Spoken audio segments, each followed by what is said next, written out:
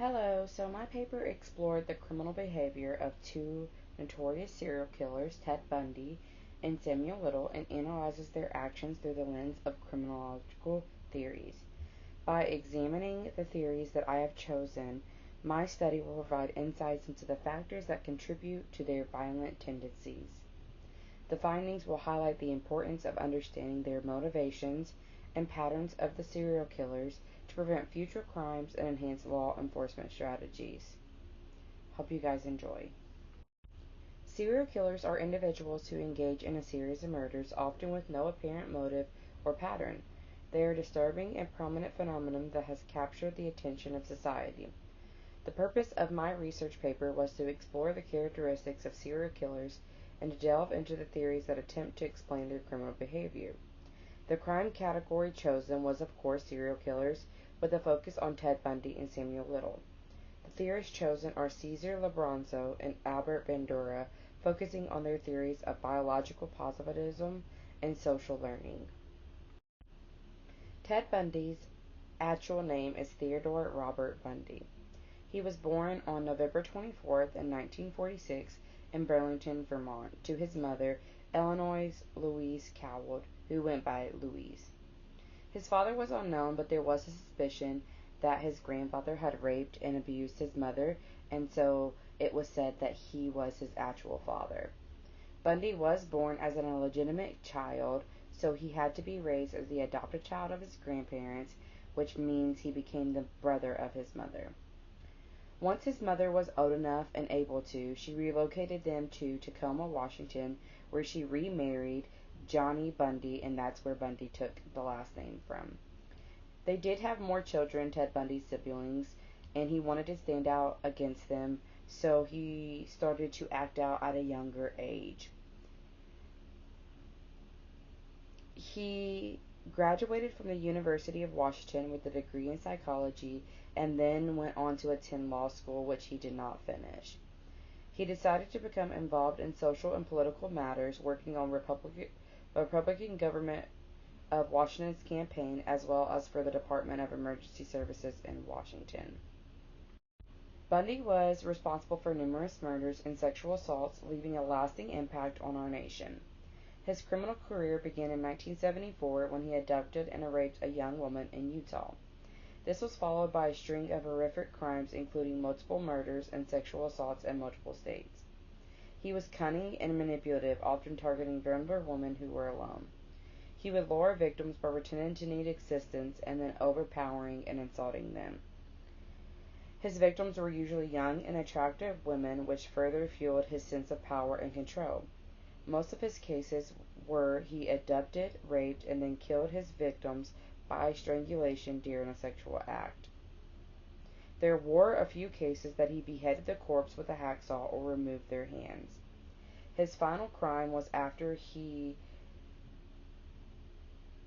got out of Picton jail, he escaped, and he attacked Chi Omega, which is where he killed two of their members. He was convicted and sentenced to death and then executed in the electrical chair on January 24th, 1989. His trial did become a media sensation, with thousands of people following every detail of the case.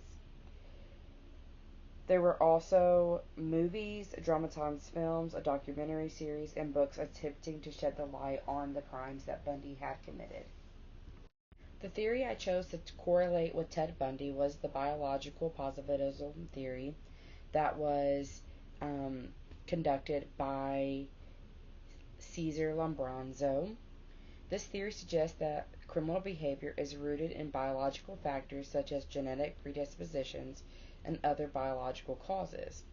Bundy's mental state was evaluated through forensic examinations and interviews, which means that some experts believe he suffered from antisocial personality disorder, characterized by the lack of empathy, disregard for social norms, and willingness to engage in criminal behavior. Biological positivism suggests that an individual's behavior is determined by their genetic makeup and biological factors. With the speculation that his grandfather was also his father, and the fact that his grandfather was abusive and violent, this would mean that Bundy inherited that aggressive and violent nature, which is where his lack for pity on others came from due to his childhood and violence. The second offender I'm going to discuss is Samuel Little, which is one of the most prolific serial murderers that is in the United States. He was born in 1940 in Reynolds, Georgia, to his mother, who was a prostitute. It was known that she abandoned him, but there were also other articles that said she was in prison when she had him, and that's why he was abandoned. He was raised by his grandmother in Lorain, Ohio, but it was said that she was also abusive. At a young age, he dropped out of high school and started moving from state to state and was in and out of jail. He never had a career other than his criminal career, which we will discuss on the next slide. His criminal career began in the 1950s. Like I said, when he was younger, he had some robberies and burglaries and things like that. He was homeless, and that's how he got caught on his first few murders. His murder career began in 1970 and lasted until 2005.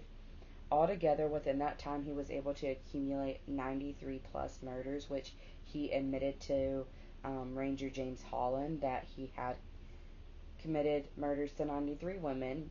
He said that most of them were marginalized individuals, such as sex workers, drug addicts, with many of them being women of color. This makes sense because his mother, who abandoned him, was a sex worker, so it could have been a revenge on feeling abandoned at a young age by his mother, who was a marginalized individual. He would start by punching out his victims and then strangling them to death. He did become known as the choke and stroke killer because he would kill and then masturbate over top of the bodies. He was sentenced to life with two 15-year consecutive sentences added after the confession of his murders in 2014. The theory I chose to correlate with Samuel Little is the social learning theory by Albert Bandura. This theory emphasizes the role of observational learning and behavior development. According to Bandura, individuals learn by observing and imitating the behaviors of others. In the case of Little, his violent and criminal behavior may have been influenced by witnessing and experiencing violence in his formative years. The social learning theory suggests that exposure to violence or aggressive behavior can lead to a reinforcement of behavior, which leads to a pattern of criminal actions. In the case of Little, he was exposed to violence and abuse in his childhood, which may have shaped his perception of the world and influenced his development of predatory behavior. With his mother being a prostitute and his grandmother being abusive, Little was observing criminal behavior at a young age, which could have led to his deviant behaviors. Targeting the vulnerable individuals of society makes sense because he was abandoned by his mother, who was a sex worker. According to the social learning theory, individuals can learn and adopt behaviors through observation and imitation of others. In the case of Little, his environment and social interactions influenced his criminal behavior because he grew up in a poor and violent neighborhood.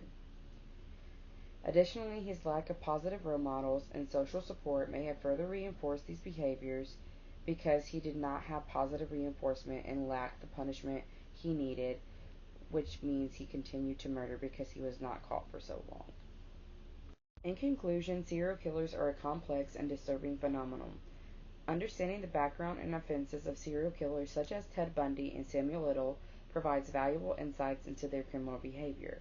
By applying criminological theories such as biological positivism and social learning theory, we can gain a deeper understanding of the factors that drive these individuals to commit such horrific acts.